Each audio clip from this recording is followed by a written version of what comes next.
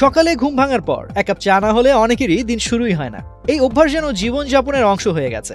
তবে চিকিৎসা বিশেষজ্ঞদের মতে খালি পেটে চা পান করা শরীরের জন্য মোটেও উপকারী নয়, বরং এটি ধীরে ধীরে নানা ধরনের স্বাস্থ্য ঝুঁকি তৈরি করে। সাময়িকভাবে চা মনকে চাঙা করে তুললেও এর ভেতরে থাকা কিছু উপাদান পাকস্থলী ও স্নায়ুতন্ত্রের উপর বিরূপ প্রভাব ফেলে, যা দীর্ঘমেয়াদে গ্যাস্ট্রিক, অ্যাসিডিটি ও হরমোনের ভারসাম্যহীনতার মতো সমস্যার কারণ হতে পারে। সবচেয়ে সাধারণ যে সমস্যা দেখা দেয় তা হলো অ্যাসিডিটি।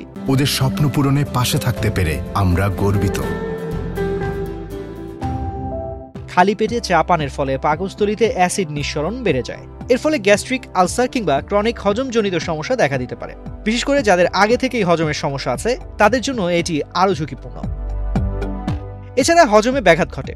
নিয়মিত খালি পেটে চা খাওয়ার ফলে পাকস্থলীর প্রাকৃতিক ব্যাকটেরিয়ার ভারসাম্য নষ্ট হয়। এতে অনেক সময় বমিভাব, অস্বস্তি বা পেট ব্যথা দেখা দিতে পারে। শুধু তাই নয়, চায়ে থাকা ট্যানিন নামক উপাদান শরীরে আয়রনের শোষণ কমিয়ে দেয়, ফলে রক্ত স্বল্পতা, দুর্বলতা কিংবা মাথা ঘোরার মতো লক্ষণ দেখা দেয়, বিশেষ করে যারা আগে থেকেই আয়রনের ঘাটতিতে ভুগছেন। অন্যদিকে পেটে জ্বালাভাব বা অস্থিরতা তৈরি হতে পারে। প্রতিদিন খালি পেটে চা পান করলে পাকস্থলীর দেয়ালে উত্তেজনা সৃষ্টি হয়, যা দীর্ঘমেয়াদে গ্যাস্ট্রিকের সমস্যা আরও বাড়িয়ে তোলে। একই সঙ্গে চায়ে থাকা ক্যাফেইন মানসিক অস্থিরতা বাড়াতে পারে। অনেক সময় এতে উদ্বেগ, মন মেজাজ খারাপ হওয়া বা মাথা ব্যথা পর্যন্ত দেখা দেয়। বিশেষজ্ঞরা আরও সতর্ক করেছেন, খালি পেটে চা পান নারীদের হরমোনের ভারসাম্যেও প্রভাব ফেলতে পারে। দীর্ঘদিন ধরে এই অভ্যাস চলতে থাকলে মাসিক অনিয়ম বা হরমোনজনিত জটিলতা দেখা দিতে পারে। গুরুত্বপূর্ণ বিষয় হলো, শুধু দুধ চা নয়, লিকার চা, গ্রিন টি কিংবা হার্বাল টি কোনোটি খালি পেটে পান করা নিরাপদ নয়। এগুলোর উপাদানগুলো খালি পেটে শরীরে নেতিবাচক প্রতিক্রিয়া সৃষ্টি করতে পারে।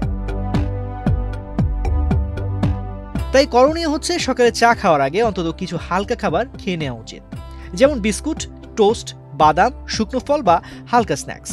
এতে শরীর কিছুটা প্রস্তুত থাকে এবং চায়ের ক্ষতিকর প্রভাবও অনেকটা কমে যায়। অর্থাৎ সকাল শুরু হোক চা দিয়ে, কিন্তু পেট ফাঁকা রেখে নয়। এটাই স্বাস্থ্যকর জীবনের সঠিক পথ।